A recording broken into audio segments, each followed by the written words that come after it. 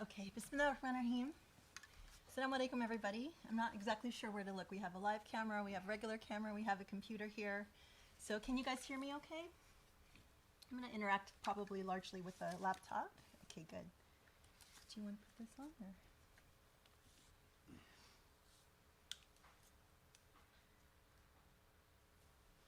Okay. So assalamu alaikum, everybody. Welcome to the Usuli Halaqa Pandemic Edition. It's really strange to, but it's lovely to see people's faces, at least on Google Meet. So we have a feeling of at least having kind of a virtual community. I mean, we miss definitely being in our old environment where we have the blessing of the books and the blessing of the community, but this is our new reality, so we'll just have to make do as best we can. Can you see like people from around the world joining in? So the folks here can send questions via chat. And so we have some sense of our new community. You guys might recognize the Mito and Baba set on that part of the couch. And we created a new set for the halaqas on this part of the couch. So now we have a whole home studio here. So anyway, I hope that everybody is adjusting in these really odd times. I figured that, this is a little bit of an experiment for us too. So we're just gonna, roll with it. And I figured I would just do a really quick talk just to kind of catch you up on where we are and what's been going on since we last met. It's really strange that it's been just under 2 months when we were last together in the Usuli Halaqa space. And that was February 15th, but it feels like a lifetime ago. And for those of you who watched actually my introduction in that last Halaqa, I was thinking that it was so strange. I had taken, if you recall, I was sort of talking about my birthday and how birthdays sort of remind me of the passing of time, how quickly things move, and also how quickly things change. And the constant, like the only constants really in life being change and God. And I had no idea like of all of the changes that were to come, because literally that was February 15th, and starting February 20th was when the professor started to lose his hearing. And it was, definitely shocking and life transforming, and just changed overnight. He lost, on February 20th, he lost hearing, or began to lose hearing in his left ear. And then literally a few days later, he lost hearing in his right ear. And so we, immediately went running and seeing doctors. It was a medical emergency. So we did a bunch of MRIs and a bunch of different tests and met with specialists, and he got really painful shots in his eardrums. It was really tortuous. Oh, I'm sorry, can you guys put your volume on mute? I'm joining one of you in one of your spaces. So I think the net of it, unfortunately, he still has not regained his hearing, but you'll notice I'm talking through this little thing. It's called a pocket talker, and we were blessed to find out that he has a real minuscule amount of hearing that we can work with. So this is a little device that our ear doctor introduced us to, and it was a little bit of a miracle, because for about a week or two, we were sort of just struggling with this idea of, how is this going to change life where you really can't hear anything? And had done a number of tests. So when we went in to see the specialist, he brought in this little $60 device that you can order on Amazon, and he put it on, and all of a sudden we realized he could hear. So we were just so excited. It's kind of like being given your hearing back, even just a little bit. So it amplifies the sound. You'll see that he's wearing headphones, and so he can hear it, from a distance, but he can still hear a little bit. But we have to use it a little bit sparingly, because it does make his ears tired, and it's still painful.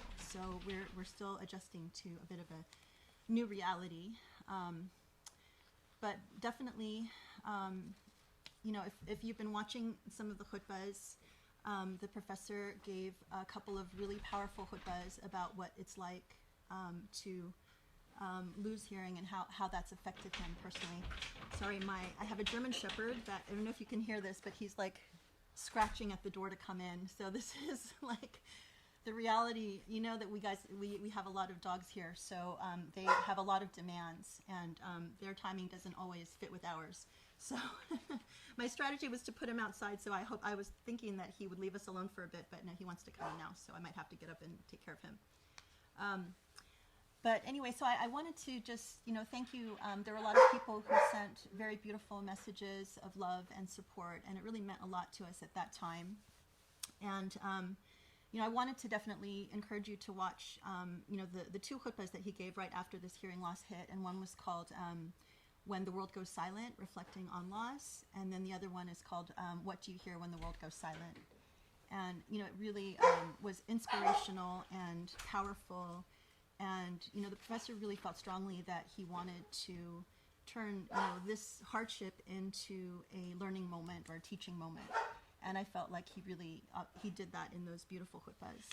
And I wanted to just also thank you, because a lot of people wrote in asking about, you know, me personally and how this was affecting me, because obviously, you know, this type of trauma affects not just the individual, but the family members and the person, and even like the interaction, you know, between you and your spouse.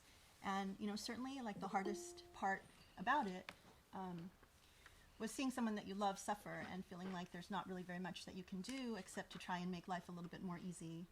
And, you know, that's very painful. And I think one of, you know, the most painful memories I had was when this sort of all started. And, you know, he had lost hearing in one ear, so for a few days we had just, you know, the fear of like, oh my gosh, what's going on? But he could still hear out of his right ear. And, you know, he was feeling like, before this all came on, he was feeling a bunch of symptoms in his left ear, like pressure and things like that. And then he was starting to feel all of those same symptoms move to the right side of his ear.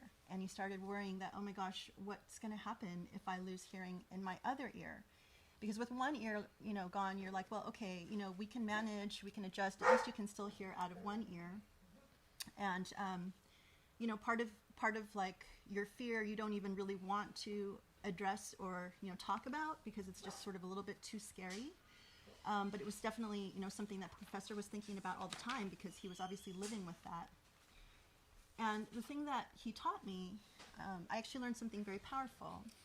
One night he came and he said, you know, the best way to deal with stress and anxiety and something that you're afraid of is to think about the worst case scenario, and, you know, really like put everything out on the table and talk about it and think about it, and, you know, see if you can deal with what would be the worst thing that could happen. So we sat and you said, okay, so let's assume that you lose hearing in both ears. You know, what is that going to mean in terms of, you know, all the different aspects of our life, in terms of work, in terms of entertainment, in terms of how we interact, how we talk to one another, how we talk to our friends, you know, how we spend our time, because a lot of times, you know, the professor has a very active mind, and so a lot of times he would literally be working with like 3 different television screens on, and the, you know, classical music blasting, and a computer, you know, playing some Arabic, you know, news broadcast. And so there's a lot of stimulus, and all of a sudden you kind of go from that to silence. But so we talked it all out. We talked about, you know, what does this mean in terms of work? You know, would we have to retire or take disability? All of those kinds of things. And then we came to peace with it, and we said, okay, you know what? This is what we would do. This is what we can do. These are the options of how we could deal with it. And talking through all of those fears and realizing that, okay, we can live with the worst case scenario. You get to peace with that, and you go, anything that you get that's better than that then becomes a blessing. So that really was a powerful, you know, message or learning, you know, or experience that I gained, just feeling like, okay, you know, we can handle it, and we'll pray for something, you know, hopefully better to come. And back to sort of the most painful moment is that I think literally maybe the next morning or the day after we had that conversation where we talked everything out, the professor then woke up in the morning and had realized that he lost his hearing in the other ear. And I remember that it was just like he sat up in bed, and, you know, I said something to him, and then I realized that he couldn't hear me. And that was like a really, painful, sad, like, memory. But now looking back on it, I feel like it was such a blessing. Like, we couldn't really figure out, like, why is it that you lost hearing in one ear and then it took a couple days for it to be gone in the other? And I realized that, had we not had that chance to interact and talk and, walk through all the different things that, we should do, that was really a blessing from God to have that moment to kind of be able to communicate. And then it was like, okay, then God closed the door. So I'm really grateful for that moment. People have said to me, like, I don't know how you do it. How can you handle all of this? And so, honestly, the truth is that the only things that have really carried me through this situation is definitely faith and trust in God, and also experience. And, now that we've, lived together, we just celebrated our 25th wedding anniversary in pandemic mode. I think we blinked and said happy anniversary and kept going. So we're not like really big celebrators, but we recognized and remembered the moment, which I think is maybe better than some. But we've been now through enough really, really difficult tests where you start to learn that you just have to, like, when you're in the moment in the test, it's really difficult, and you don't necessarily understand why the things that are happening. But once you come out the other end, you look back and you go, okay, now I see it. Now I understand why I had to go through that. And, I understand what I was supposed to learn from that. And, in my experience, it's like the more painful the test, the more quickly you advance and grow as a person, and the more you learn. And it's happened so often now that it's like you realize, okay, you recognize it. You're like, okay, this is one of those times.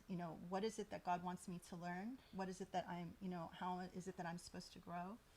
And you just have faith and peace in the notion that you will come out the other end, and it will at some point be clear to you why you had to go through that experience.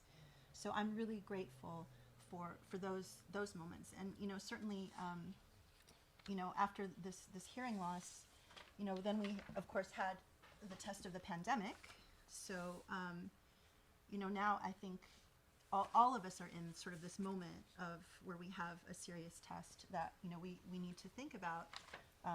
What is it that God wants us to learn, and what is it that we should be doing? So the two things, just a couple of anecdotes more about the hearing, and I guess the thing that I'm actually grateful for. There were two things, I guess, that stuck out in my mind that I was particularly sad about, thinking that, oh gosh, the professor can't hear.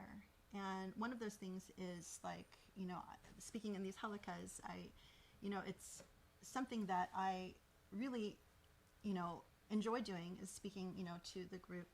But it means the most to me that the professor hears what I'm saying, and that afterwards I always ask him for his feedback, because to me, his opinion matters, so much. And I thought, oh my God, he's never going to hear me speak again. And then thank God for this little blessing. So I'm really grateful for that. And then the other little thing that I thought we lost is that we over the years, we had this sort of silly habit of watching the singing competition show together called The Voice. And it was something that I actually started watching, like a few seasons in when it started. And then he noticed that I enjoyed it, so he made a point to watch it with me.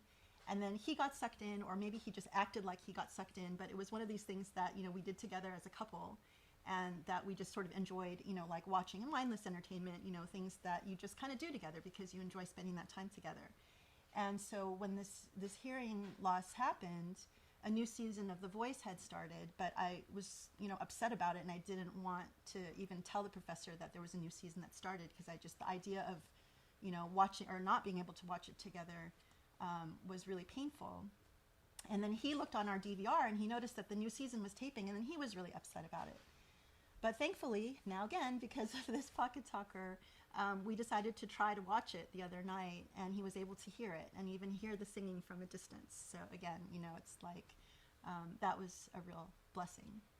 So, the thing is, like, when you have these kinds of challenges, I think it's really important to try and adapt as much as you can. So, when it first hit, one of the things I started doing was looking into technology to see, what could really help with someone who's hearing impaired. And one of the things that I got was a voice-to-text app for my phone. And, it does, this definitely alters the way you communicate with your partner because, for me to be able to speak or communicate, I would either have to write everything down on a piece of paper, which, it's like in the age of technology, who knows how to use a pen anymore, right? But the voice-to-text app was like, here, I'll show you actually. So it's on my phone. And if the professor would ask me a question, I would be like, okay, hang on. I'd have to find my phone, enter my security code, open up to the app, find the app. It looks like this. And then I hold the little button and I start speaking. And I guess it's a little bit comedic too, because sometimes it doesn't exactly like repeat what you say. But so there have been some funny moments where it's saying that I'm saying something I'm not. But so you can see like it actually transmits voice to text, and then I would have to show it to the professor. So, and then he would read it. And so it's, it definitely a change because you can't immediately be communicating, but you have to take the effort, to interrupt. And of course that definitely put a cramp in my joking because it definitely messed up my timing. But I've tried to figure out how to address that too. And the professor actually now knows me so well since we've been married so long that oftentimes he knows what I'm saying, without actually having to hear my voice. So it actually is convenient that we've been married for that long. And actually the good news too is a lot of times I would take a lot of time to tell him a lot of things like too much information where he probably wishes that he couldn't hear. And now he can actually control how much I say by just turning off the volume. So we joke that it's kind of a good chance for him to moderate my blabbing. And then the other thing that he says that's really good is that he doesn't have to hear the voice of Trump or Sisi or any of these really annoying people on, the Arab stations that he listens to. So he can control all of that.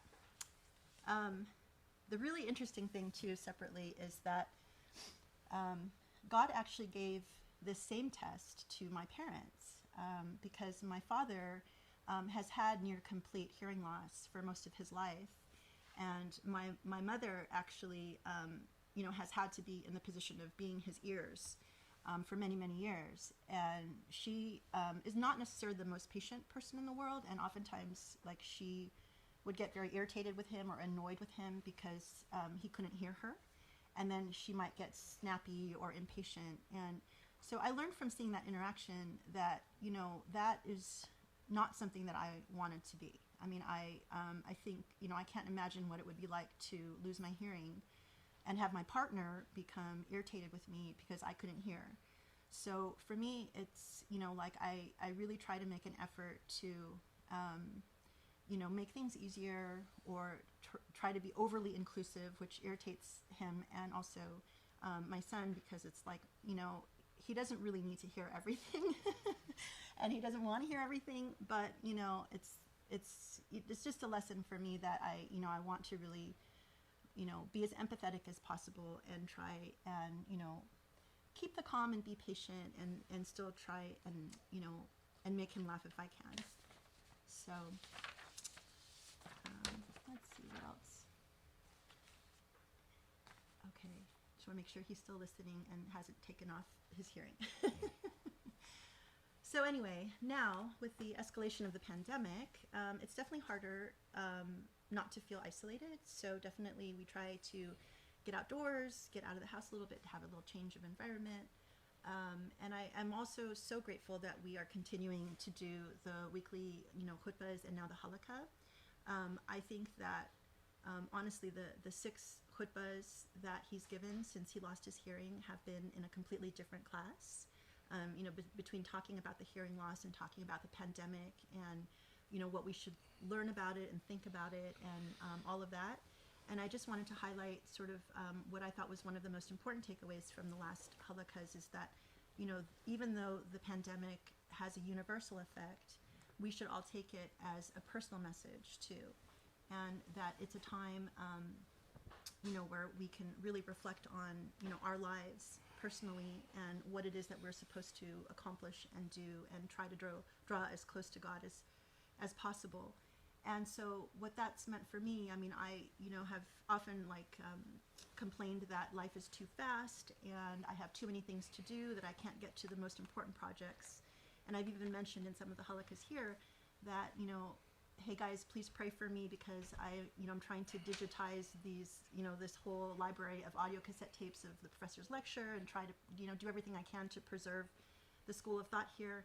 So I just want to say thanks a lot. God answered those prayers, and now I have all this time, and now I'm my own worst obstacle. So on the one hand, I'm really grateful for the time, and on the other hand, I feel like the pressure of, now I have no more excuses before God. Like, I really got to be productive and get on the ball. So, to that effect, actually, I've tried to upload a lot more content to SoundCloud. So there have been a lot of people who have been wanting to listen to the khutbahs and lectures and such on audio as opposed to watching video. So there's a lot more stuff there, so please check that out. And then, another thing that has, become very important for me is to take very seriously that, now that we're hearing more and more about people that we know or people that are close to us who have been affected by either people getting ill or people that have died. You can't turn on the news without hearing about, all the people that have died from coronavirus. And, you have to just take into consideration, okay, what if it's me? When all is said and done, I could be that person that, God has selected to take during this time. And so it also has become a really important priority for me to get my papers in order and organize, life, so that if God forbid something happens to me or the professor, that, my kids know what to do, and hopefully, inshallah, that the Usuli Institute can continue. So, these are things that I think most people at most times think are, morbid or whatever, but I think that this is an opportunity to really get your affairs in order in case this is your time to go, because it could be any of us. But, most importantly, just to be grateful for all of the things that you have, because there's always so much to be grateful for. I mean, I'm so grateful that we have, we have food, we have, shelter, and I get to spend so much more time with, the people that I love most in life, my kids, my husband, it just, there's so much to be grateful for despite all of the loss and, of freedom or, movement or anything like that. So, as I said in my talk last time, change is the only constant. So enjoy what you have at the moment, because it might change and you might not have that. Like, I didn't think that, the last time we were talking, I was saying, I love speaking here, at the Usuli Institute with all of you. And I didn't realize that that might have, been the last time for a while. So, that was a really wonderful moment. And also to just try and, find your peace with God and do what you need to do, and do what you can to help others. So that's it. So we're okay. We're here, and we're missing all of you, but praying that all of you and your families stay safe and healthy, and that we all come through this on the other end as much stronger, better, wiser, and more connected, more people more connected to God. So thank you so much, and I am going to turn over to the professor. Okay. I don't need to keep this on. No, that's just for me, yeah. So this is, I'm just asking people that if you have questions when we get to the Q&A part, then I can read them to him using this. So that would be, or he can actually read on the screen too. So that is it. Yeah, let me go get Doogie. So, hang on 1 second. Let me just adjust the microphones and stuff and take care of Doogie. Okay. When it's 6, I want to break for to pray off. Okay.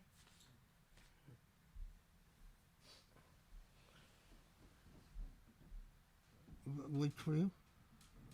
It's okay. You can stay.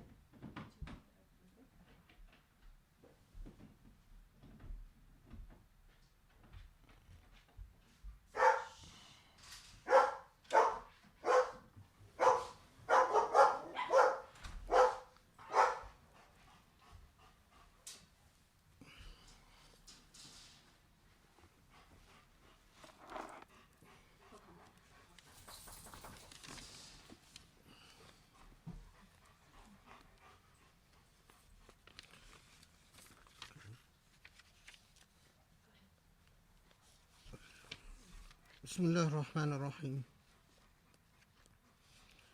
الحمد لله رب العالمين والصلاة والسلام على محمد وعلى آله وأصحابه ومن تبعهم بإحسان إلى يوم الدين. It's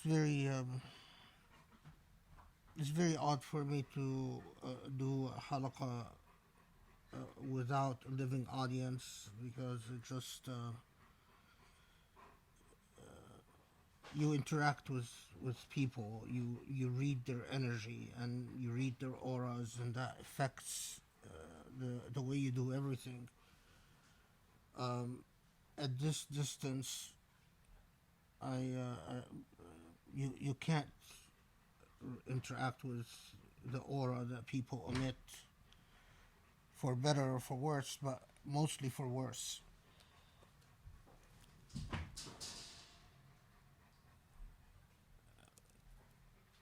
And besides, now that without the that device, I can't hear anything. So whatever noise you make on the computer, I'm not going to be able to hear anything. The only way I can hear if someone speaks in that device. Anyway, so inshallah, what we plan to do is to finish Surah Al-Balad, and I'm not going to start a new surah today, but instead the balance of time we'll just have for Q&A, whether on Surah Al-Balad or on other matters.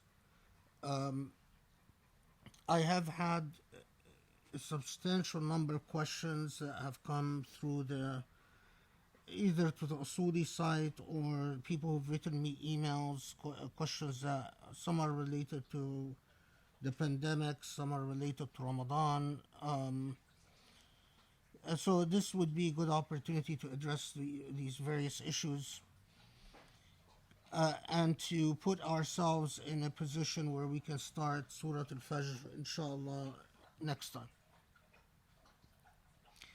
So as we said, and as you know, I've had already 2 halaqas on Surah Al-Balad, so a great deal has been said there, but a quick summation so that we can continue on with what remains.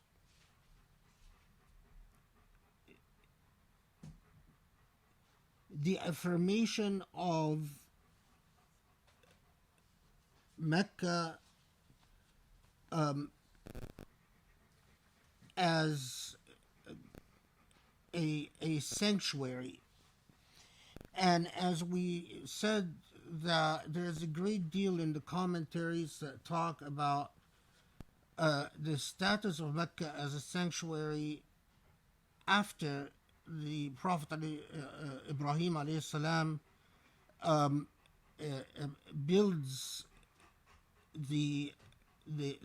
or takes his wife and child there, and then later on builds the cornerstone of the Kaaba.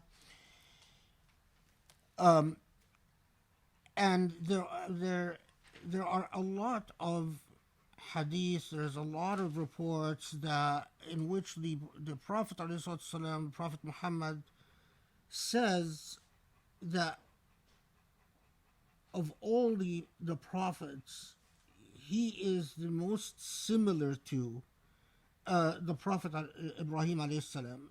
It is true that if you read the history of the Prophet Ibrahim,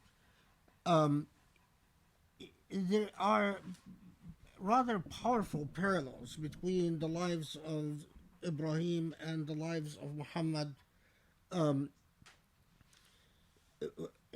Both have a period of time where they do not create a state or lead armies, but rather base themselves simply on da'wah, on advocacy, and then a period of time where they get permission to in fact lead armies and go to battle. And of course, the other huge parallel is that both are anchored around the status of Mecca as a holy site. And we've talked about the fact that at the time that Surah Al-Balad is revealed, Mecca has not been conquered. And in fact, as we said, there are scholars that say that Surah Al-Balad is Makkiyah, was revealed in the Meccan period.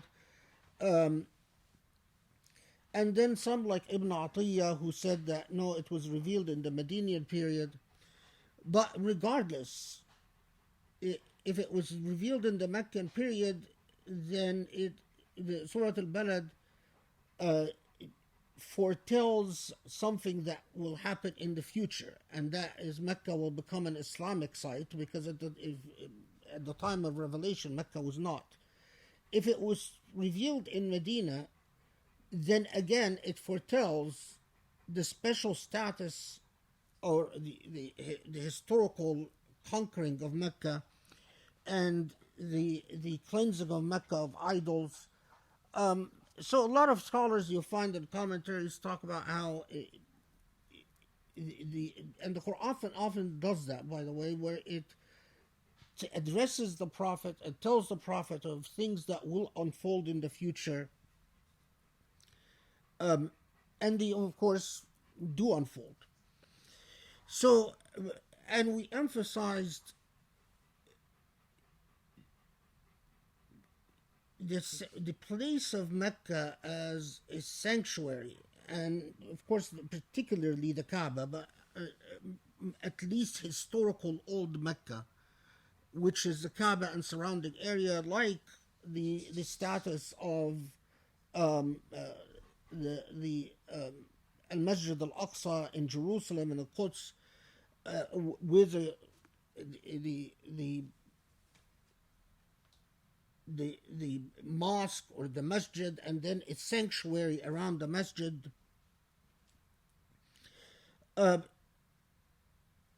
is a very important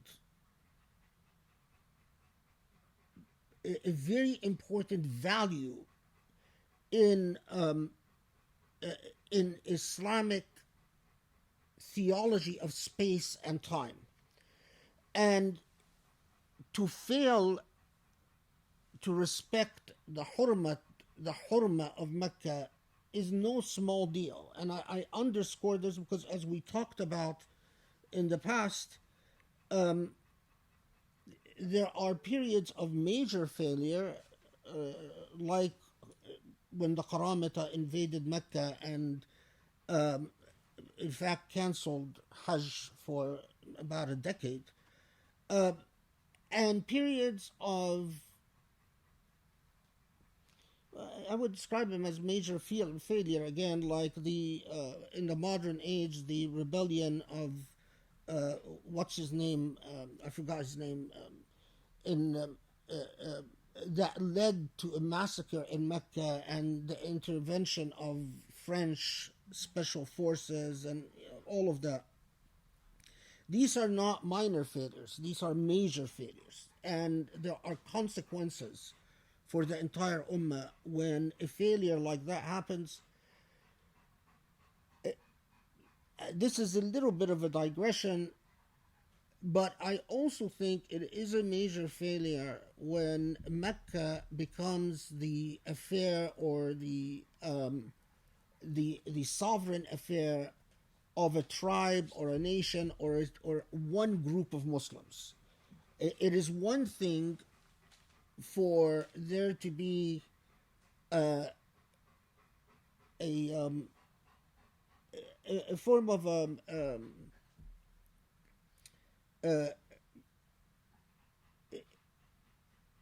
I don't know how to describe it. It's not really a union, but it's not a syndicate. But it was an honorary,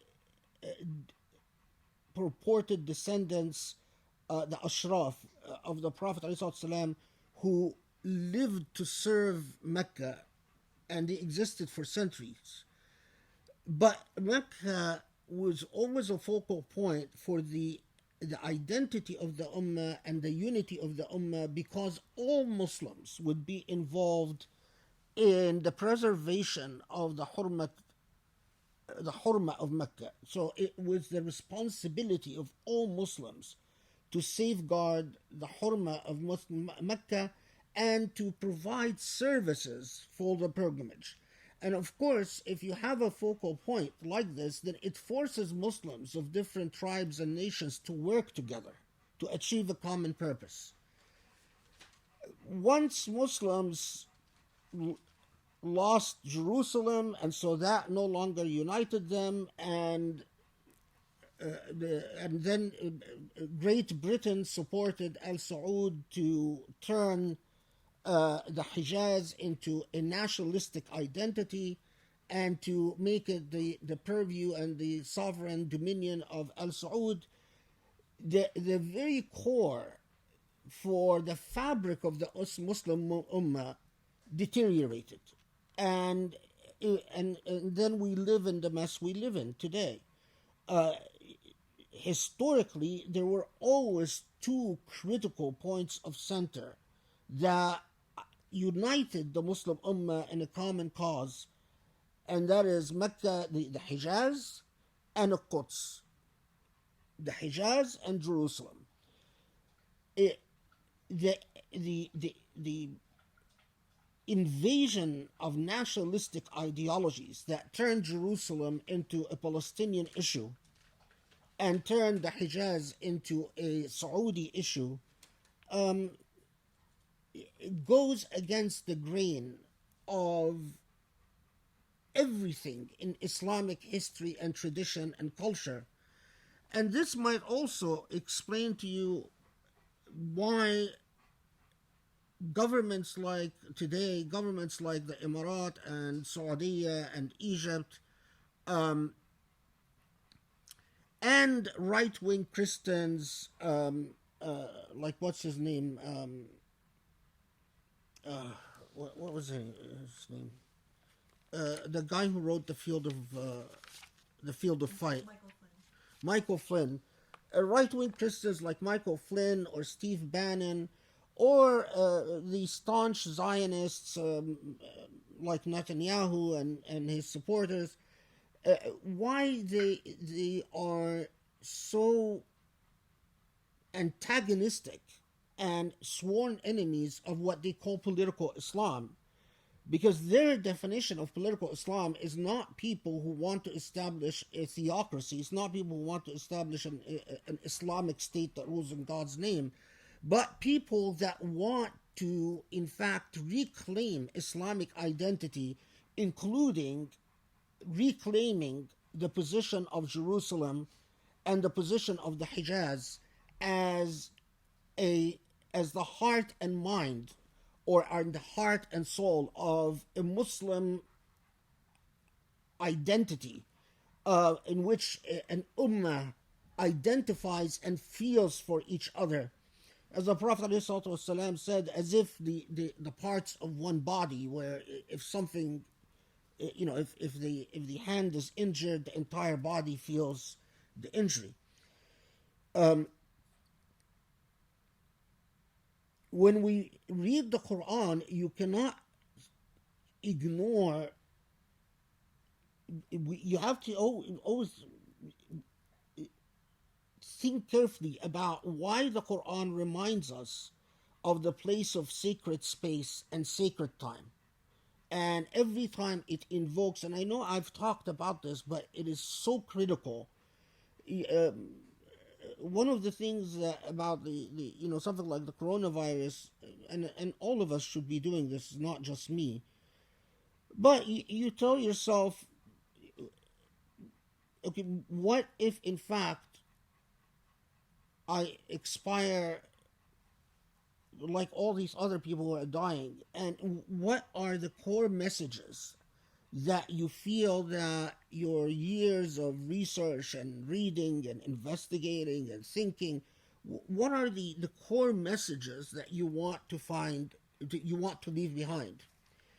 And I'll tell you, yes, it took a lifetime of research to fully become aware of the critical role that sacred space and sacred time plays. That time and space, God is the sovereign in time and space, and that you as an individual don't have the full sovereignty to say, I do with my time whatever I will, and I define space whichever way I want.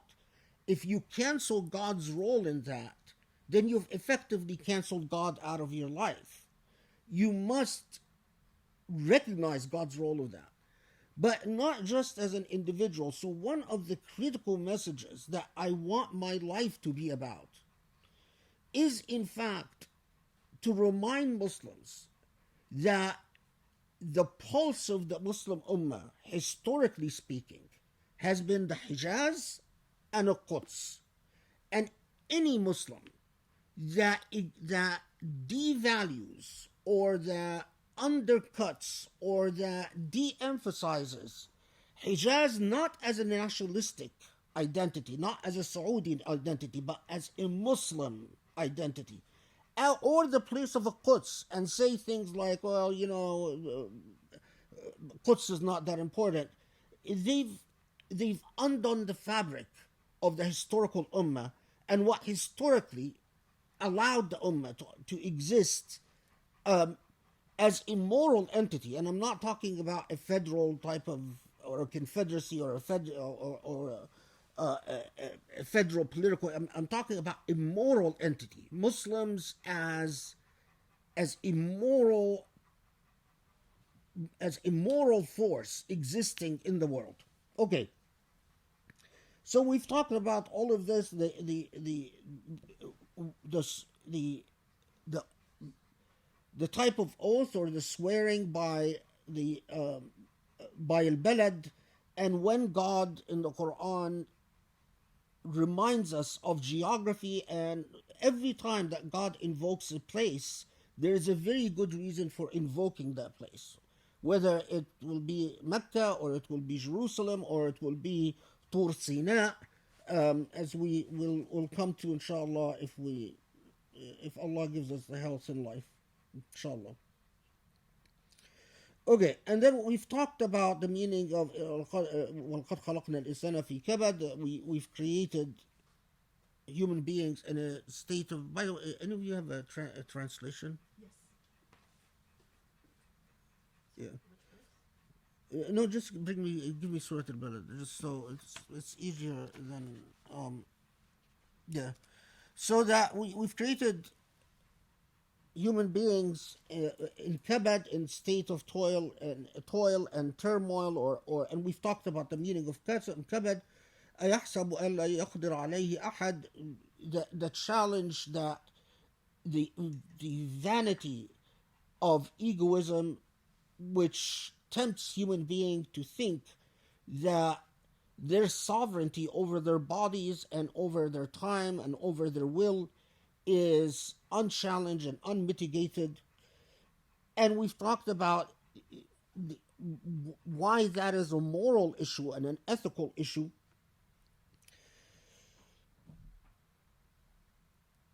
يقول أهلكت مالا لبدا, and we paused at the word lubad, and we've spoken sufficiently about the meanings of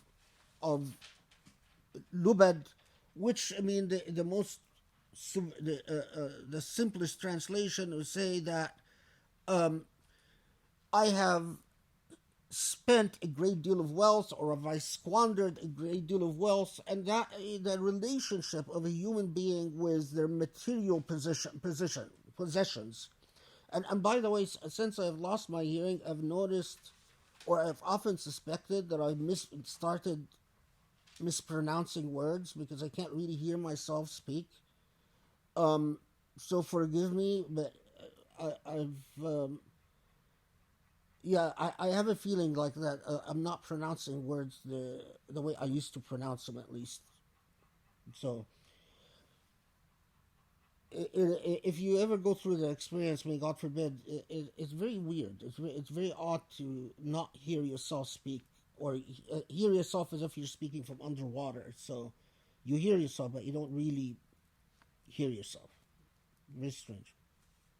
Okay. When we the relationship of human beings to their wealth, and the tendency for human beings to think that their relationship to their material possessions is a private matter and a personal matter. My clothes, my money, my furniture, my food, my bedroom, my bed, my chair, my desk, my car. To recognize that in fact you are not sovereign even over your own material possessions is a very significant matter, and that God is embedded in this relationship. And the key to this is أَيَحْسَبُ أَن لَمْ يَرَهُ أَحَدٌ. The key to this is to recognize, as God says, do human beings think that we don't see them? Well, if you in fact are cognizant and conscious of the fact that God sees you as you spend your wealth, as you deal with your wealth, your relationship to your material possessions becomes very different. You know, if you are going to if you're going to spend money on a fancy suit that could feed thousands of people, I mean, and you think, you know, this is not my money. I'm spending it. God just entrusted me with this money. Am I going to be able to justify this? Or if you're going to, obviously, if you're a woman, you're going to spend a great deal of money on fashion, or I'm going to, or an expensive any of the expensive things that people spend their money on. The moral responsibility and being conscious of this moral responsibility obviously affects then the way you deal with possessions, space, and time. And then we've talked about then the Quran reminds us, as it often does, of the most basic ni'am, of the most basic blessings that we take for granted all the time. Haven't we given you the ability to speak? Haven't we given you the ability to see? Haven't we given you the ability to hear? And of course in Surah Al-Balad, أَلَمْ نَجْعَلْ لَهُ عَيْنَيْن وَلِسَانًا وَشَفَتَيْن. We've given human beings 2 eyes, eyesight, وَلِسَانًا وَشَفَتَيْن, a tongue and 2 lips, the ability to speak. Subhanallah, I mean, when we started out Surah Al-Balad, it's a very you know, for all your life you say, yes, it's a blessing that I can see, I can speak, I can hear. Subhanallah, that before we were able to finish Surah Al-Balad, this matter became very personal to me, because then you lose one of these abilities, and it really underscores a lot of some people, you know, they tend to be younger, but not exclusively so. I mean, and some older people have also done this. Well, they'll write me a message saying, you know, why should I be grateful? Because I am not happy about being alive, and I'm not happy about being conscious. If I had a choice, I would have chosen not to be created. I am not happy that I can see things or hear things, or, you know, why should I be grateful? Other than telling you, then you have serious emotional problems and you might need to see a psychiatrist or a psychologist or whatnot. I'll give you what the theological answer is. If you are not happy if you are not grateful for your eyesight or your ability to speak or your ability to hear or your life, then pray to Allah to take them away. Then just sincerely pray to Allah. Say to Allah, I am not grateful for the fact you've given me the ability to see. Take it. I'm not grateful for my life. Please take my life. Maybe Allah will answer your prayer. That's the answer that, as the Quran itself challenges those who, at the time of the Prophet Muhammad, said, we are not grateful. And told them, then pray to Allah to end your lives.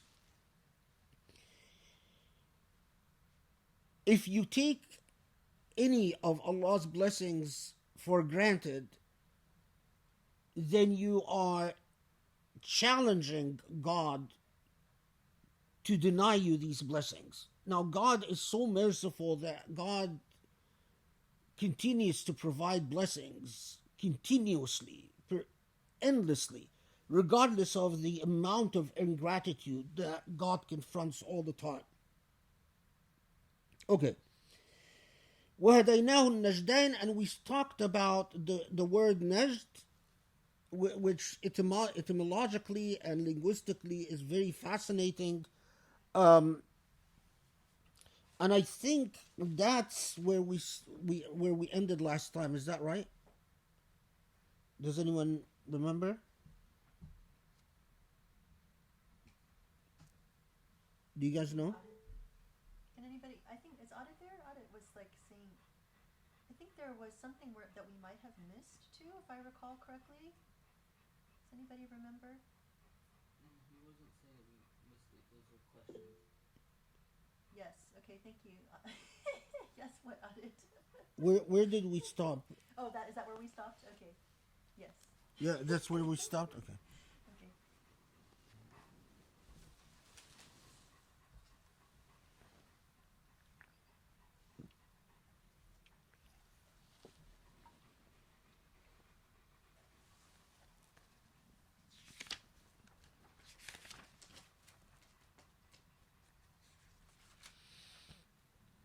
Did we miss something this time? No. He just said there were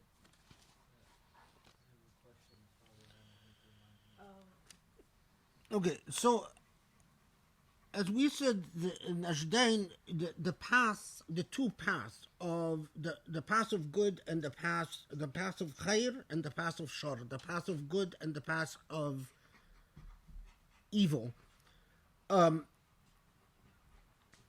meaning the choice, the ability to choose between which direction you would take, you would go, and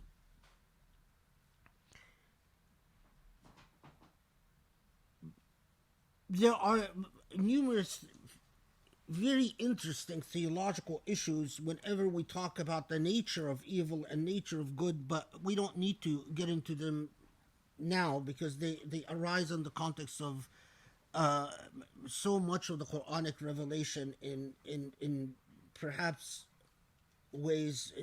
We should postpone the more complex discourses about this till later points.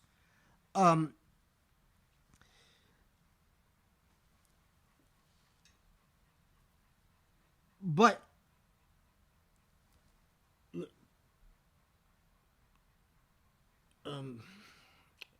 I blanked that for a second. Oh,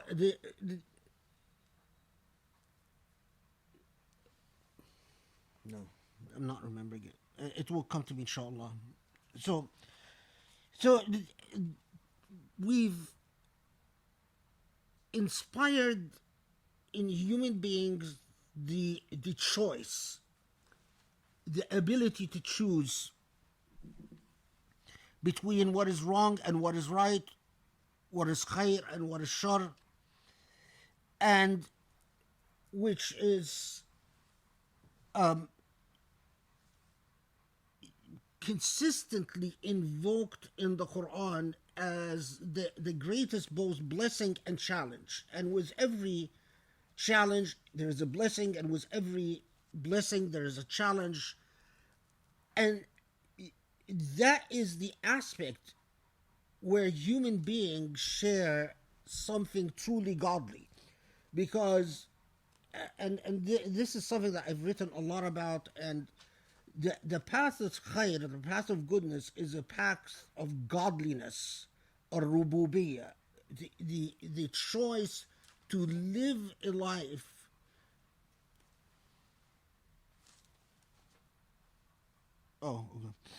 to live a life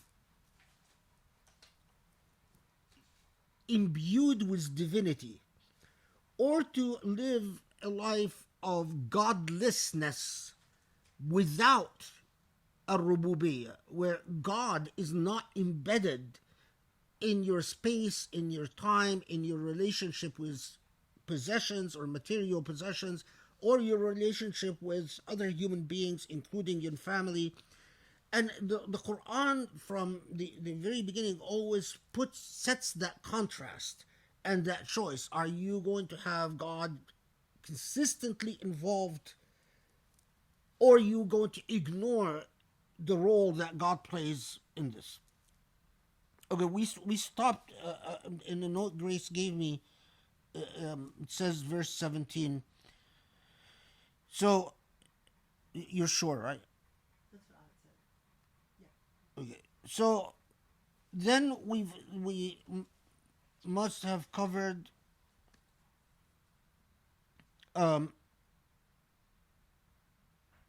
فلقتحم العقبة وما أدراك ما العقبة. So have we spoken about فك رقبة?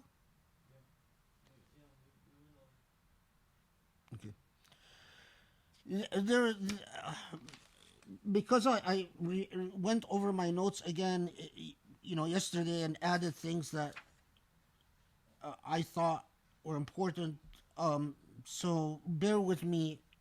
I want to underscore some things. If you already know this from what we've covered, that's fine. But there's no loss. I mean, there's no loss in making sure that we. So then we must have talked about the meaning of مزغبة أو إطعام في يوم ذي مزغبة يتيما ذا مقربة. The feeding in days of hardship, and especially, and underscoring here, hardship. And there is a very interesting discussion in theological works when it says يوم ذي مزغبة. Is it a day of hardship for the recipient of the hasana, meaning the orphan? Because remember, the Quran says feeding in a day of hardship an orphan who is a relative. So does the hardship here refer to what the orphan is going through, or does it refer to what the giver is going through? And most theologians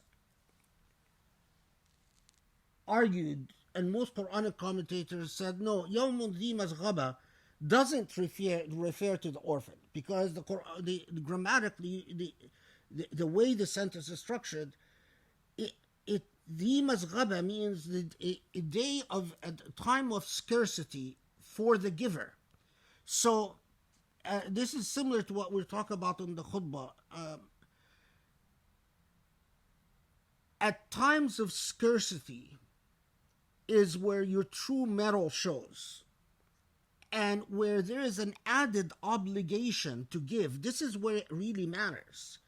Morality, the first thing that happens when people are challenged. So, as I spoke about on the khutbah, it's one thing to be generous when everything is going well for you, and you're making tons of money in the stock market, and then you give a little donation because you're already happy about being profitable and your life going well. But the real moral challenge is when things are difficult for you. The real moral challenge is when you don't have financial security and you don't have everything you need and you're not making the type of income that would make you feel materially safe, but yet you take the step to help others. That's when morality matters, and that's when Allah's blessings truly make a difference. Those are the truly blessed who give in yawm dhi mazghaba, in a day of hardship and scarcity. You in fact help out orphans. So take for instance, I read that after the corona pandemic, I read that donations from American Muslims to Syrian refugees experienced a sharp drop. And to be quite honest, that was extremely upsetting, because if you just do a little research, you see the condition that Syrian refugees are in, and the amount of orphans there. And I know a lot of the Syrian families, and not just Syrian, but Muslim families, Egyptian families, Lebanese families, Libyans, Algerians. I know the attitude. They might have lost a lot of money in the stock market. They still have their companies, they still have their businesses, they still have their jobs. But the first thing they'll sacrifice, the minute they start registering Rosses, are the donations they're sending to overseas, to orphans, to refugees. They won't sacrifice the private schools, the expensive private schools for the children. They won't sacrifice the standard of living. They won't sacrifice a lot of things that have to do with their own lives and their own families, but they'll immediately cut back on the donations they're giving to people who already have absolutely nothing. And this is what the Quran consistently challenges us with. Yes, it's blessed to give when you have a lot, but the true test comes from Allah is when you're in fact, a lot is taken away from you. And whether you are still going to uphold your moral obligations, or you're going to say, no, I don't trust Allah, I don't trust in Allah, and I don't trust in the faith that Allah gives me, and I will sacrifice. Among the worst things to sacrifice are orphans. Okay, and it's coming back to me now. We've also talked about when the Quran says yatiman dha maqraba, is it speaking about physically close orphans or familiar relations? And the point here, the moral, ethical point, is that your obligation, your moral obligation to help always extends physically to those physically closest to you and to those closest to you in blood relations. So you cannot be well off and have a relative who's an orphan who's not taken care of in a family. You cannot be well off and live next to an orphanage that has orphans that are not taken care of. That is as grave a sin as not fasting Ramadan or not giving zakah, or the fact as a Muslim that you could have orphans living next to you and not taken care of, or that you could have a relative in your family who's an orphan who's not taken care of. I knew an Egyptian family. They were brothers, and one of the brothers had Down syndrome, and his father, the father died, and the brother with the Down syndrome was very close to the living mother. She took care of him and when she was alive, and then she died, and that kid became an orphan. To my great dismay, the brothers, his siblings, who prayed and fasted and thought of themselves as good Muslims. They would go to the mosque at Jum'ah, they would do Hajj and Umrah, and so on. Basically, ignored the brother was Down syndrome most of the time. I mean, they actually gave him very little money, to the point that other members of the family would have to raise money to try to help him. And I thought to myself, what is the value of all your prayer and all your psalm and then going to Hajj and going to Umrah? And do you really think that anything you do is blessed when your orphaned sibling is constantly alone and sometimes doesn't even have enough money for food? Do you really think that anything you do can be blessed? This is the type of morality and type of awareness and consciousness that Allah came to invoke in us and reignite in us. Okay, and then miskin and the matraba, and we talked about the meaning of matraba, and now it's coming back to me, and the whole idea that whether in Arabic language, when you say matraba, it means dusty, or someone who has suffered so much that they, metaphorically, as if they've been dustied, they have dust all over them. So it's now coming to me. So we've talked about matraba. Okay, so then ثم كان من الذين آمنوا وتواصوا بالصبر وتواصوا بالمرحمة. And here we pause because there are several really important points to make.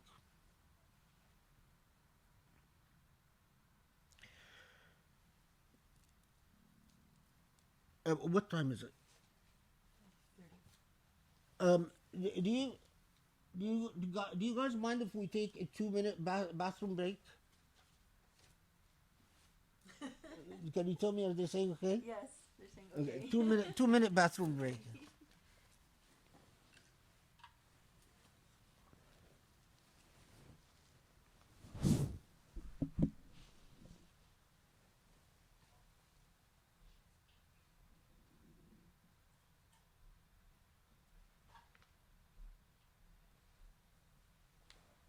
Okay, so anybody want to tell me how's it going so far? Are you guys hearing okay? Anybody want to tell me some good pandemic jokes or stories or anything? Hey Rami, how are you? I'm good. It's Alhamdulillah. finally great to see you and the professor doing well, alhamdulillah. Alhamdulillah. Yeah, we miss you guys so much. All of you. So, can you guys hear us okay? Yeah. Right. How's first Marwa? Yeah. She is at her parents' house. Okay. Okay. Assalamu alaikum, Alex. Walaikum salam. Alaikum salam. Thank you for doing this. Oh, our pleasure. It's really nice actually to be able to feel like we're connecting with you guys. So, yeah. Good seeing you, Alex. Can you guys all see each other on the screens too? Yeah, likewise, Rami. Just the people who have their camera on. Oh, cool. Okay. Awesome. So sorry, you guys are gonna have to all order. You guys are all gonna have to order Domino's pizza for yourselves. Sorry.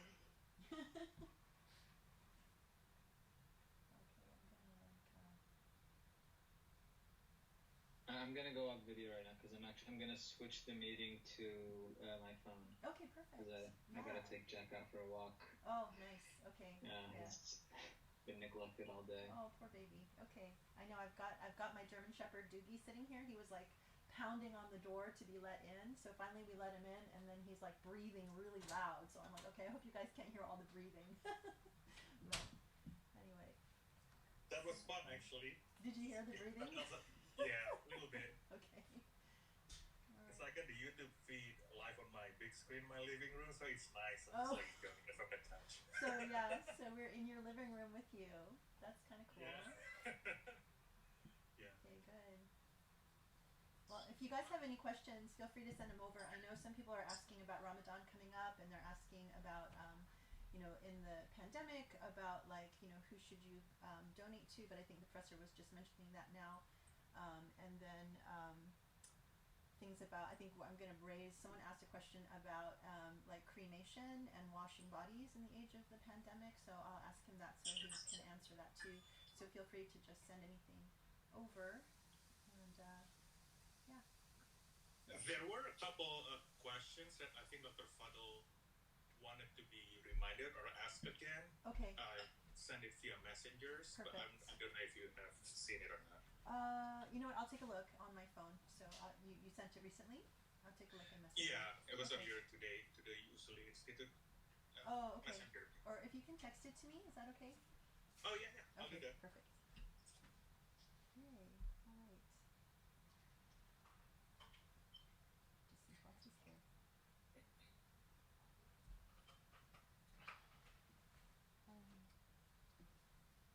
Okay, and we will be back.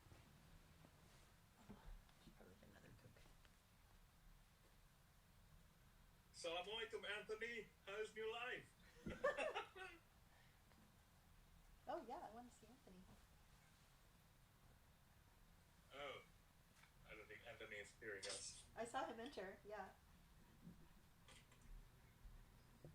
No, I'm here. I just had my mic muted. Oh, Oh, okay. Salam alaikum. How are you? How are your new digs and your new job? No, it's on our way, but I picked an interesting time to start because I started at the beginning of March, and then Oh yeah. the lab went into minimum safety operations. So everyone went home like 2 weeks in and starting work. So yeah. Muhammad did it? Muhammad. Oh, I don't think so.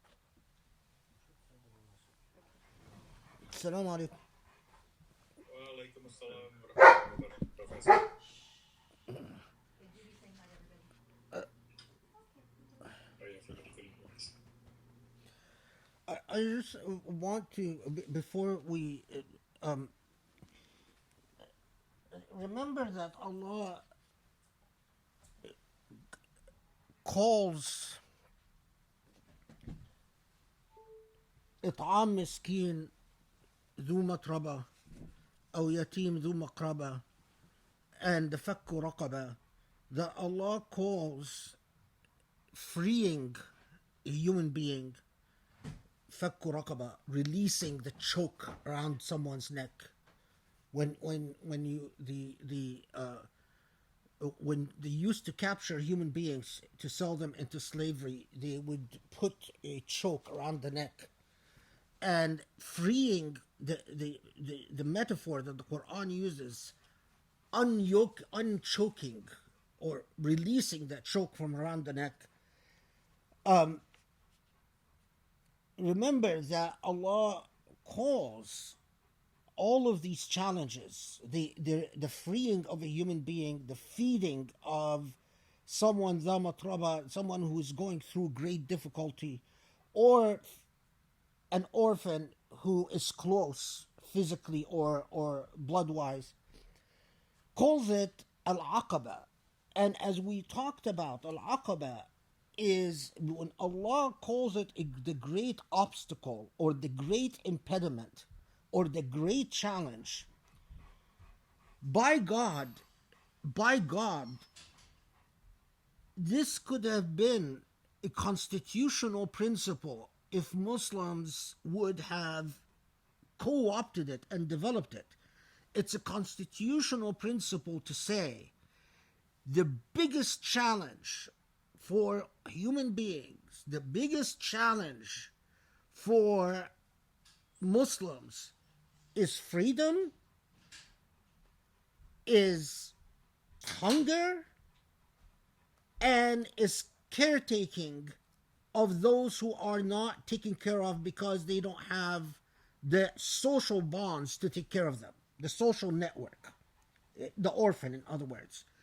Now imagine you could have turned this into a constitutional principle. You could say, since Allah chose to describe these as the great impediment, the great challenge, it's as if Allah is challenging us, saying, I know you human beings, And I know that when you form your societies, the biggest challenges before you will be freedom, فك رقبة,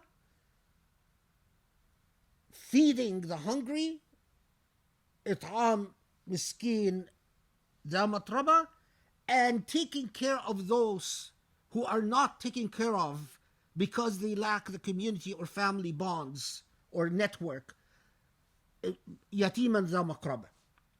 So that is why, for instance,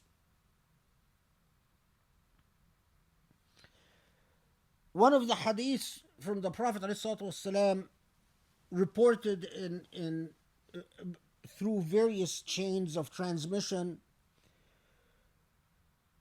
says ما عمل الناس بعد الفريضة أحب إلى الله من إطعام المسكين. Allah doesn't love something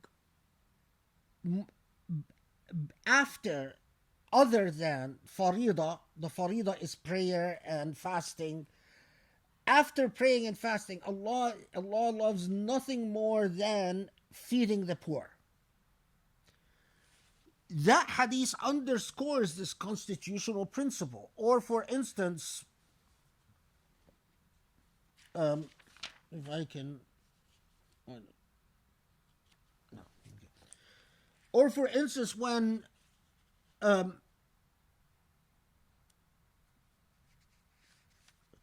the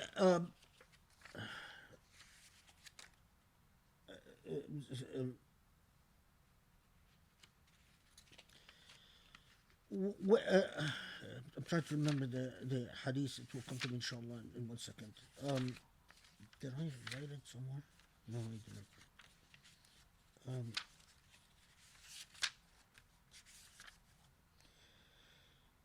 When I'm going to paraphrase it because my mind is blanking out right now. When the Prophet ﷺ says in a hadith, ثلاثة أنا خصمهم يوم القيامة. There are three types of people that the Prophet ﷺ is their antagonist in the final day. You don't want the Prophet to be your antagonist in the final day. Meaning, who's going to be your prosecution in the final day is the Prophet ﷺ. The first is رجل أعطى بي ثم غدر, someone who betrayal. The third is رجل استأجر أجيرا ثم استوفى بمهنة ثم لم يعطيه ماله.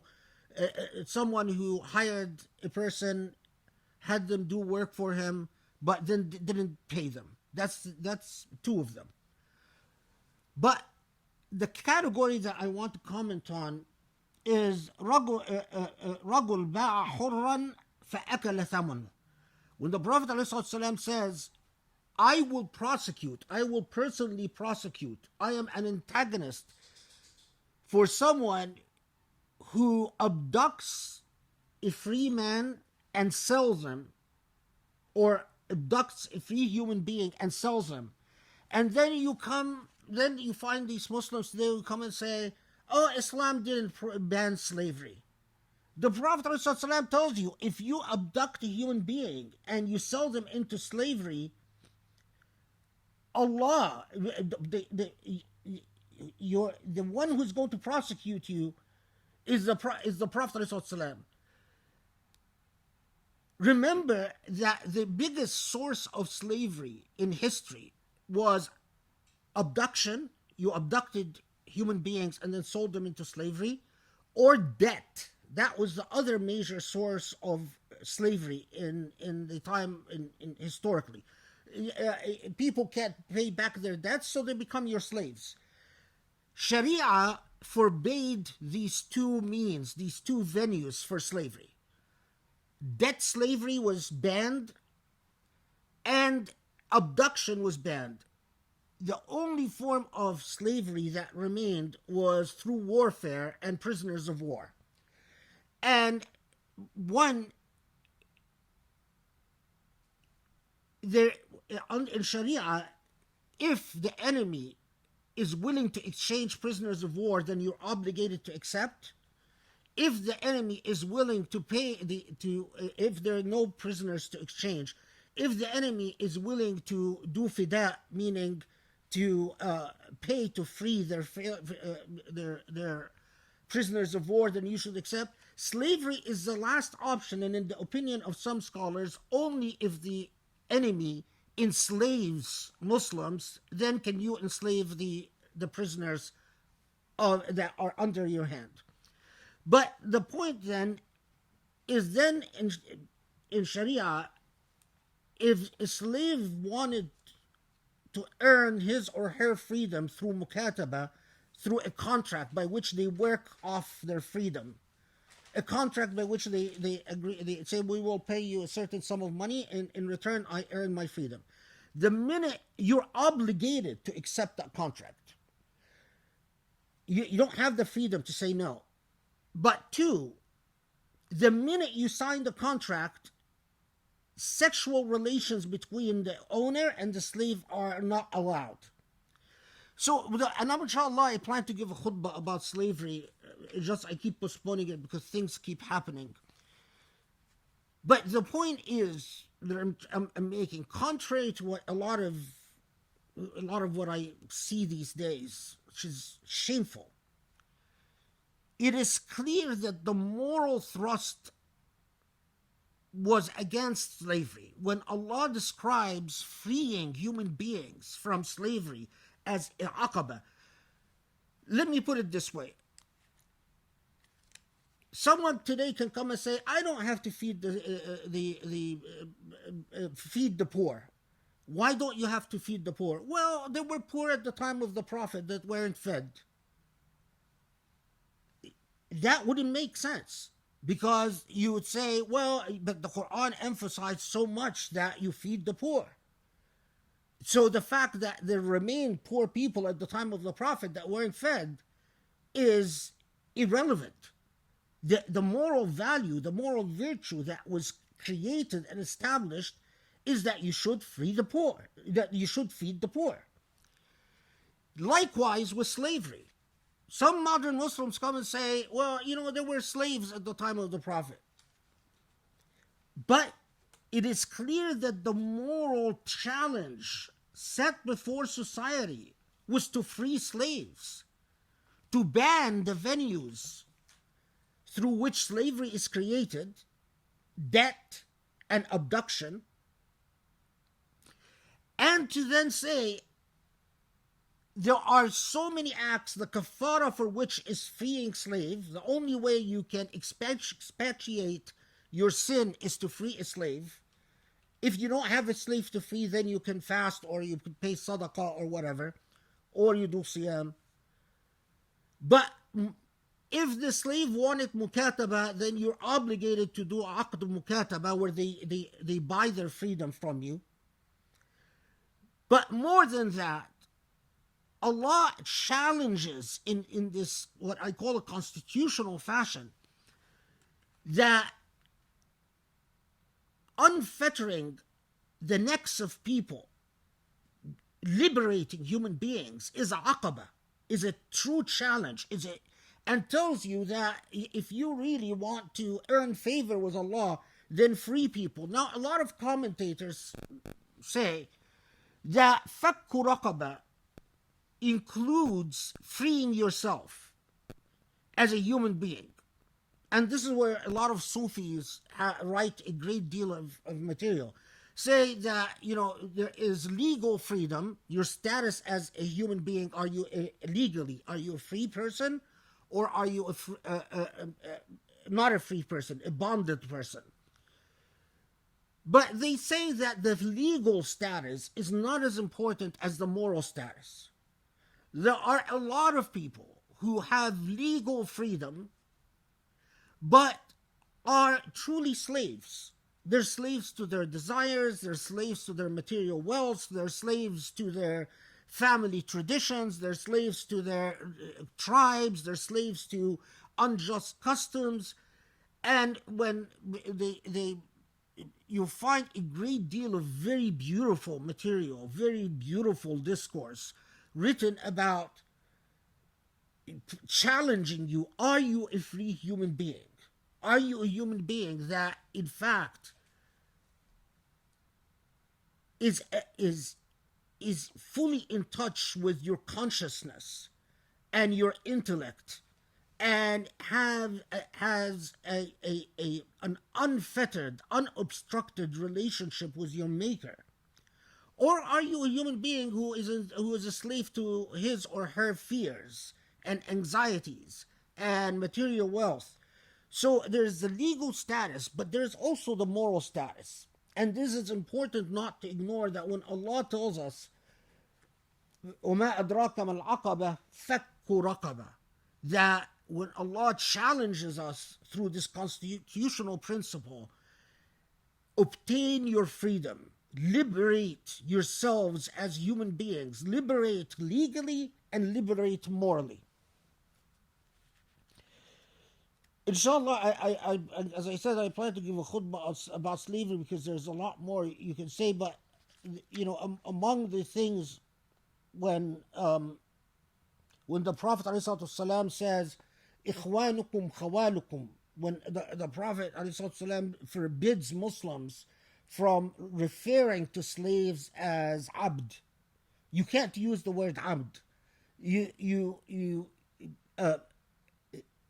In other words, the word slave and slavery itself.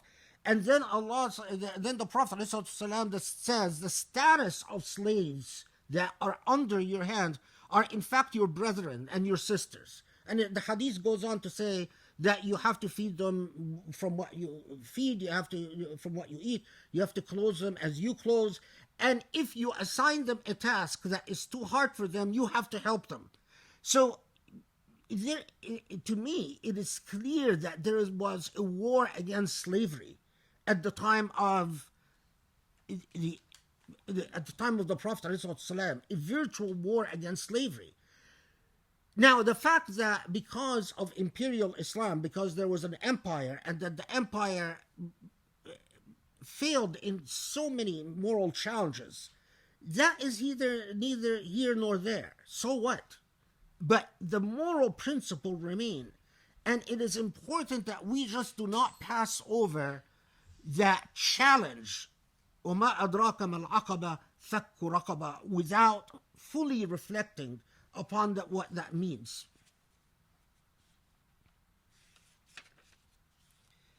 The hadith says, وَلَا تَقُلْ عَبْدِي وَلَكِنْ قُلْ فَتَايَ وَفَتَاتِي. You can't say my slave, but you have to say fataya. Fatati is like saying my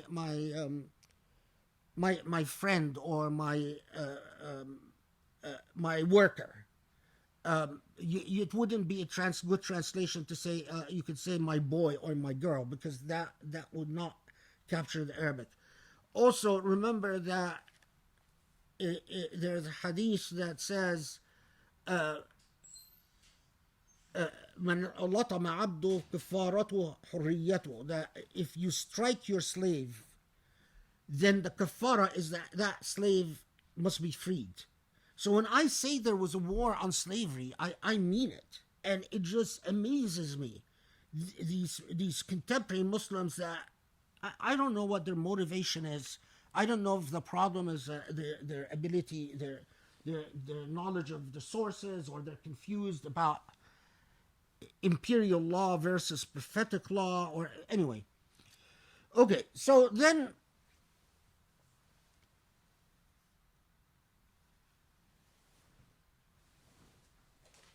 I can't reach it. Oh, we still have some.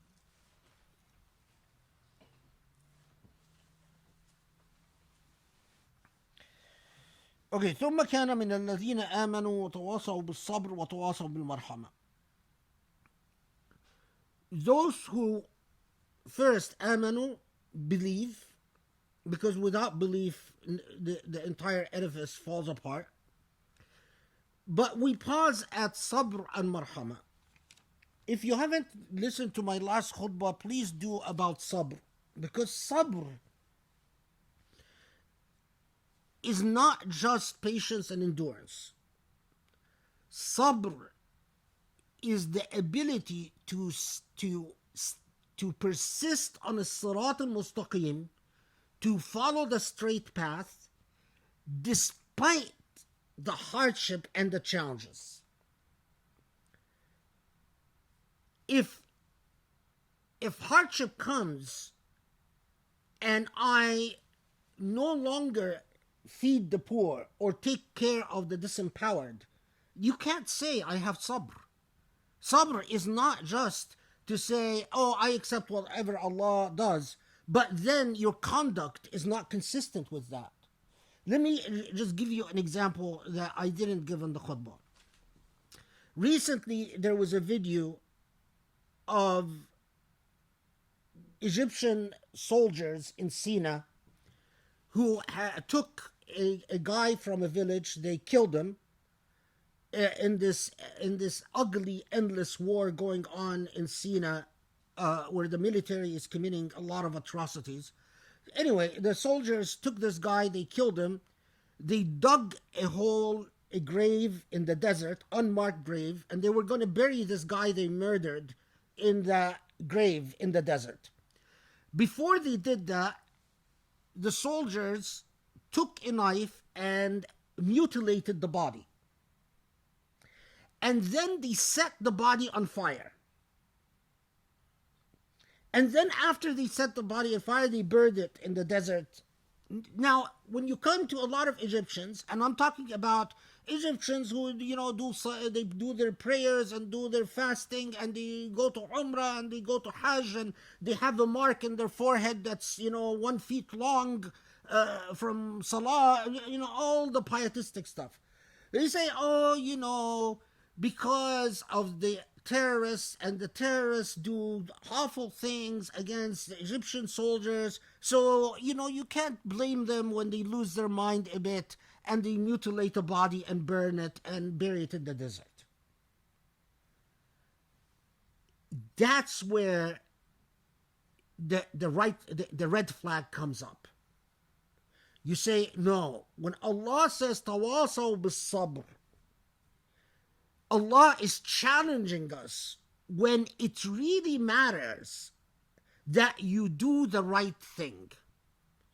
If because there's a war, because there are terrorists attacking me, I go and murder innocent people, and I go and mutilate bodies, and I go and burn corpses, and I go and bury people in unmarked graves, there is no sabr, there's no taqwa, there's no iman. So the challenge of sabr is that you persist on the straight path, as-sirat al-mustaqim, when it really matters. So if financial hardship hits and the first thing you do is sacrifice that check you send to the orphans in Syria, that's not sabr. If hardship, if you lose your job and the first thing you do is you take it out on your family and you're a miserable human being, that's not sabr. Sabr is when it matters. And why does Allah consistently in the Quran, and we've talked about this when we talked about Surah Al-Asr, underscore tawasaw? Because if you do sabr as an individual, it's hard. But what makes it much easier when you have a community that considers it an obligation upon itself to help one another persevere in the straight path. So, if your friends are saying, oh, it's okay that you've done the wrong thing. Well, you're going through a hard time, you're going through a difficult time. So it's okay that, in other words, providing apologetics for you, justifying your steering away from the straight path because there's hardship, that obviously is not tawasaw bis sabr. Tawasaw bis sabr is to aspire for a fellowship of people that encourage one another to do the right thing. Okay, so we can move on.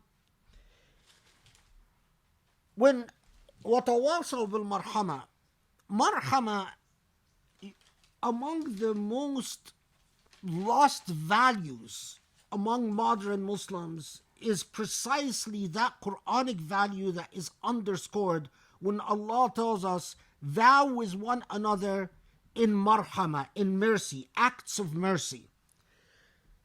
So there's a lot to say, but because this is a consistent theme in the Quran, I don't have to say everything. Now, where is it that I was...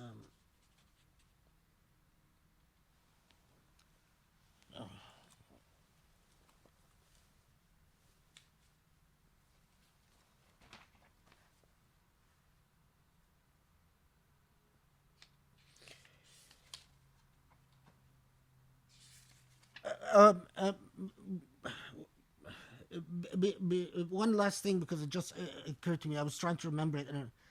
There is a hadith from the Prophet ﷺ. I'm sorry. Hold on 1 second. This is.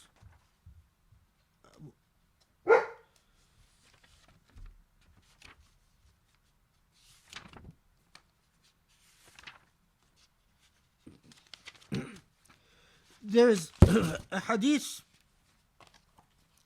The Prophet ﷺ says it. I'll paraphrase it because من أعتق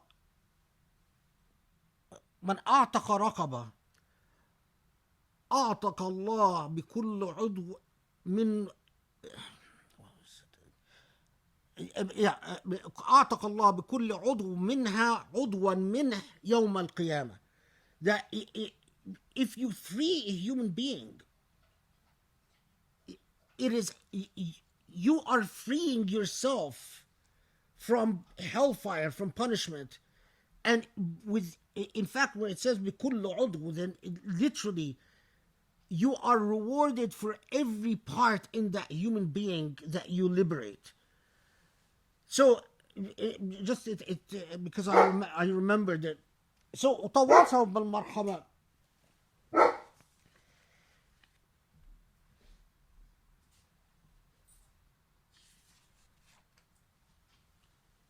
Put it this way.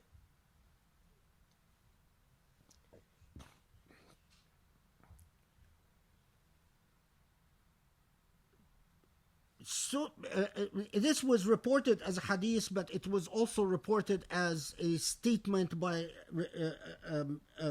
attributed to Imam al-Hasan. So whether it's hadith or a theological principle, not from the Prophet ﷺ, but from one of the Imam, I mean, that's it really doesn't matter for our purposes. But marhama, rahma, is described as قوام الناس لو لم يتراحموا هلكوا. That society, قوام الناس, it is the very foundation for human beings. And if there is no mercy and compassion between them, هلكوا, then they're lost. And so much you find such, and in fact, as we know, the Prophet ﷺ says, who does not extend mercy does not deserve mercy.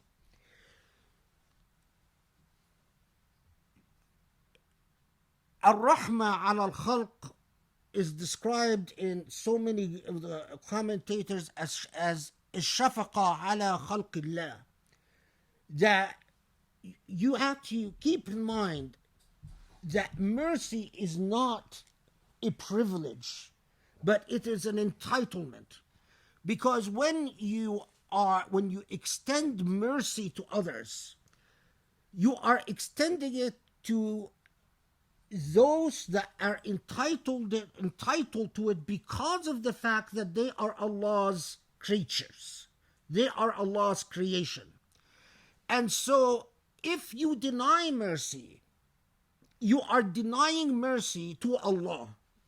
So it's as if they're Allah's, and again, the whole idea of the sacred in our life. So if you say, well, I can extend mercy or I can refrain from extending mercy, the way you should position it to yourself, you are dealing with Allah. You are not dealing with whoever you're dealing with. Can you tell the Creator that I do not want to extend mercy to what you've created? So when Allah emphasizes in so many places in the Quran, tawasaw bil marhama, as we are told consistently, that if a society forgets the role of compassion and mercy, and not just as an individual project, but as a collective social project. So if we, and subhanAllah, I mean, this thing with the pandemic, when I see people, you're talking about 1,000 people that die every day in a country that had the material wealth to build all these very expensive projects to fly to Mars and to invade space and to build nuclear weapons and to build huge aircraft carriers. And then that marhama is absolutely missing. When you have a society as in our Muslim countries, where the rich are entitled to the best hospitals, and if you're poor, you pretty much die in silence, you realize the importance of Allah reminding us persistently again and again that you people, if you want to honor the place of the divine among you, build your societies upon the principle of vowing with one another, helping one another to establish compassion and mercy in your social units and social networks. In my opinion, Islam would have never had a civilizational project if that call did not become an aspirational value for generations of Muslims, who then created the awqaf and the whole network of awqaf that used to take care of orphans, used to take care of the poor, forget what rulers did. Look at what society built. And societies, even in the Muslim countries I grew up in, often you would walk in some place, and then you have a fountain that's built, and it's wrote on it Sabil Lillah. Sabil Lillah. These were someone, a wealthy person, would just build a water fountain in somewhere in the middle of the street, so that strangers can stop and drink from it for free. That type of moral value, or the waqf that used to exist until the British invasion, that used to take care of the stray cats and dogs in Cairo and used to feed them and house them and so on. That's the moral value of tawasaw bil marhama. And if you build a society in which national identity or citizenship or family relationship takes priority over rahmah, over compassion and mercy, then it is not blessed.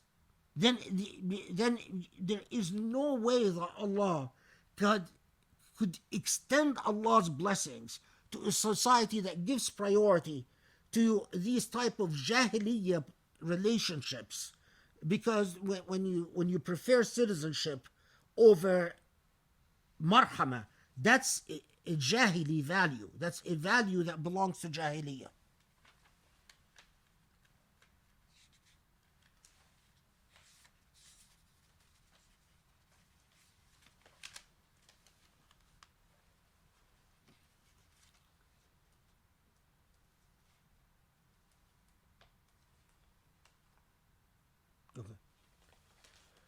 Okay.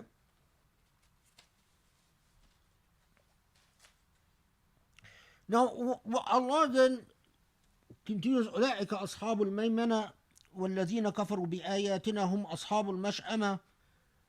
The thing to underscore here, the maymana, of course, is an allusion to the right path, and mash'ama is an allusion to the wrong path. Mash'ama here doesn't mean left.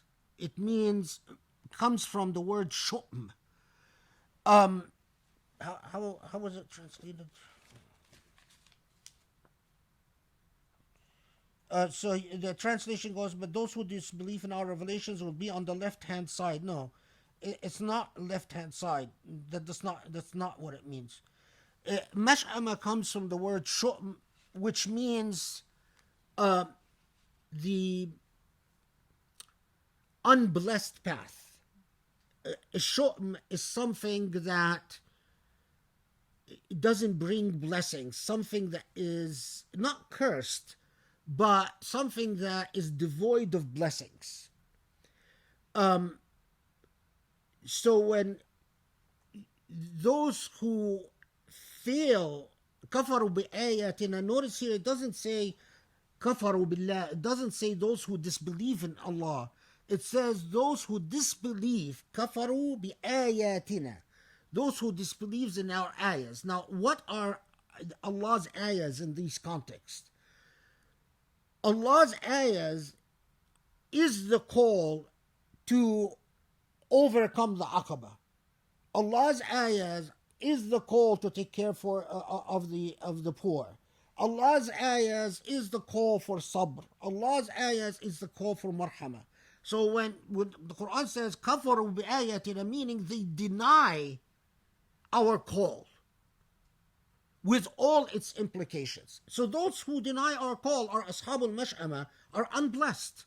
They will go down a path of ugliness and lack of barakah, lack of godliness in their life. عليهم نار مؤصدة. Okay. Mu'sada comes from musada, or another variation of the word wasd. Al-wasd is a state in which people are matrukun or manbuzun, meaning those who are lost, forsaken.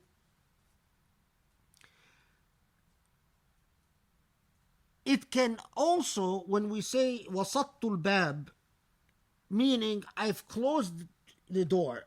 Now, what is the relationship between closing a door and something being forsaken?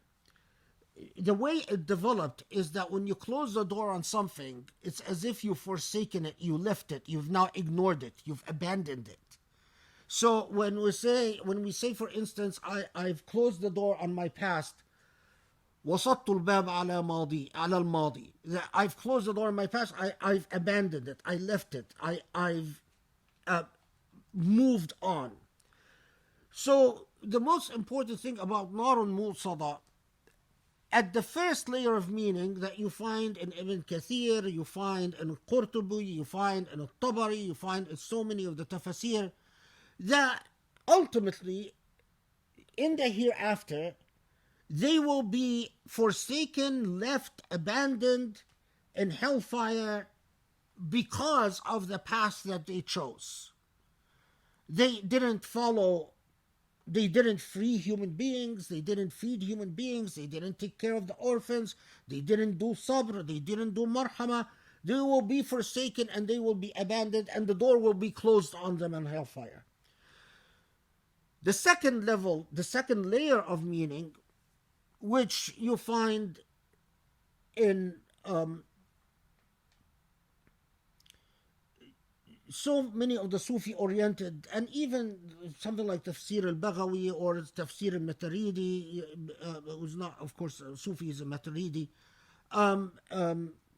and I'm blanking out on the tafsir I was reading yesterday. Anyway, is that the nar that they experience, the state of hell that they experience, and this is a common theme, by the way, among so many of Sufi-oriented commentators, is that the hellfire that you experience is not just in the hereafter, but in the here now.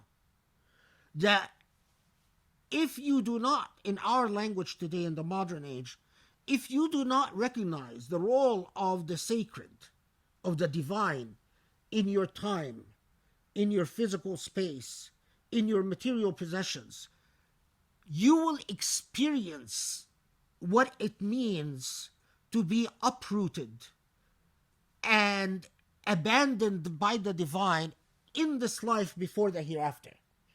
So you will become, like so many human beings do become, without an anchor.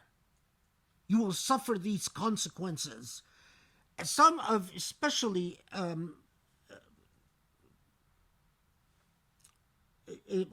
insist that the abandonment is not just nafsi, it's not just psychological or emotional, but in fact that your society itself will become unblessed.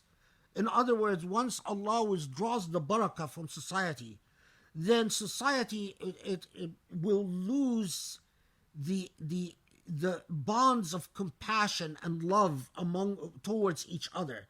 That this is when a society feels disassociated and lacks bonds of brotherhood and sisterhood. The first way that Allah punishes a society is to take away that feeling of it's not familiar. What is the word I'm looking for? Fraternity, maybe. The feelings of fraternity between the members of society, and so that they no longer feel for one another. And that is the stage of hellfire or an-nar al-mu'sada that you feel in the hereafter before you meet your fate that you feel in the here now before you meet your fate in the hereafter and confront accountability. That's the most important idea about an-nar al-mu'sada, the idea of abandonment, and whether this abandonment has a prelude on this life before you feel the consequences in the hereafter. So notice here that as one of the revelations that was transformative, in other words, it created the Muslim Ummah. Look at the order of values it underscores in forming the Muslim character and forming the Muslim identity. And the way that the Quran speaks to the early Muslims, underscoring to them what must be important as they shape themselves from Jahiliyyah, from a state of ignorance to the state of Islam. And Surah Al-Balad is a meticulous study in how the Quran creates space, sacred space, that will unite the identity of these Muslims, that will unite them over a common bond, social bond, a fraternal bond, an ummah bond, and then goes about then weaving the moral values that should hold that ummah together. And then if you think about what's wrong with modern Muslims, just work in the reverse. What have we done with the position of Al-Hijaz? What have we done with the place of Al-Quds? What have we done with moral values like freedom, and moral values like taking care of the disempowered, and moral values like marhama between us and sabr between us? And there you get your answers. And alhamdulillah, we finished Surah Al-Balad. Alhamdulillah, we finished Surah Al-Balad. Of course, I didn't cover everything, but maybe, we'll get. Is there any, just double check that there isn't anything else you want to make sure you didn't miss. Also, let me tell you what audit sent a couple of things that. Oh, duh. Thank you. Here. What were you saying? Oh, okay. This is part of adjusting to our new reality. Is sometimes I just start talking and I realize I forget that he doesn't hear me. So Sharif needed to remind me to. I just can I just say one thing? There's another hadith that I remembered about slavery. There is a man, I don't remember who the name of the man that came to the Prophet ﷺ and asked him, Ya Rasulullah, dullani ala amal yu'tiqni min an-nar. Tell me about something that I can do that will free me from hellfire, or that will help me not go to hellfire. Yeah, yu'tiqni min an-nar, that will free me from hellfire. And then the Prophet ﷺ said, itqu raqaba, freeing a human being. فَهَذَا عِتْقٌ مِّنَ النَّارِ, that will free you from hellfire. Again, when I read the things that these contemporary Muslims published about slavery, and I find a complete absence of this literature, it blows my mind. What's wrong? What happened to us? I mean, it's not enough that we forgot marhama between us. It's not enough that we forgot Jerusalem. It's not enough that we gave the Hijaz to Al Saud to deal with as if it's a personal position. It's not enough that we don't take care of the poor or the orphans. We even have to go back and start doubting whether the abolition of slavery was an Islamic value. Inshallah, Allah will help me, and I'll give a khutbah about this. When I think about something like that, you think of, okay, what if Allah wills and I die in a week, tomorrow, or in a week or 2 weeks? What is it that I want to make sure I've left? What are all the messages that I want to make sure I've conveyed so that I don't have to answer for them? And these come up as priorities because of the state we're in. Okay, so what were you saying? Oh, okay. So hang on. I just started. I just found your comments because I had your pictures up. So someone wants to see the doggo. Okay. We stopped on verse 17. Hang on 1 second. Sound should be muted. Pressure. Okay. One I wanted to share with you. This is from the last Halaqa. Are we gonna pray before Q&A? It's Yeah, but let me just, I want to see this and then we'll pray.